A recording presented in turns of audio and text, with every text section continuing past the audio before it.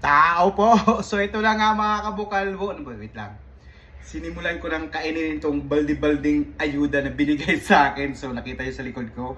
Meron pa akong 3 balde na kakainin plus itong banana chip. So lahat yan mga kabukalbo, puro ayuda lang yan. Pinost ko na to. So ngayon ko palang sinimulan. Ay, actually kahapon. So yung isang balde, ito na lang oh. Pangalawang araw ko na itong nguya mga kabukalbo. Ginagawa akong kambing nung politician na yun. Bakit naman kasi ganito yung binigay? Kung pinera na lang sana niya mga kabukalbo, di ba? Eh di naubos na sana, hindi yung ganito na balde-balde yung binigay niya. Ginagawa pa akong kambing. Nahirapan tuloy ako mag-ubos. Kasi kung pera na sana, di ubos na sana to. Diba? Kayo man namimigay ng ayuda next time para maubos agad at para mapakinabangan agad at hindi yung gagawin nyo ng kambing para magnguya ng nguya. Eh pera nyo na lang. Kita nyo yan sa likuran ko, oh. Hindi ko yung pinagmamayabang. Ginagawa nyo kaming kambing. Ginagawa nyo akong kambing.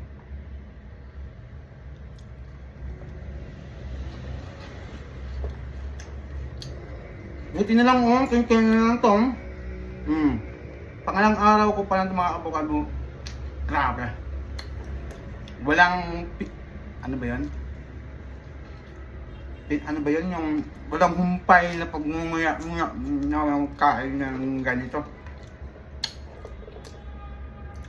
Yung ba yung panghuwi ko yung kain yun. Diba kung magbibigay ng ayuda, ito, kintab. Magbigay ng ayuda, ganyan na lang, oh. Hindi lang ganito, kambing ka nga, kunti na lang, oh. Ipamigay ko yan? No way! Kaya mga kakapagpalang kunti lang mga kabuhay mo, kunti lang tsaga lang sa pagmula. At saka hindi naman ito masarap pulutan. Sweet siya eh. Medyo matamis-tamis. Kung pera lang sana ito, hindi. Kaya na, good na to. Kita nyo ang baldi talaga mga kabuhay mo. It's alright. Kaya tingnan mo si Bukalbo, oh. Yung dudo ko. O, tingnan mo, hindi halos din na magkasya sa screen. Bye!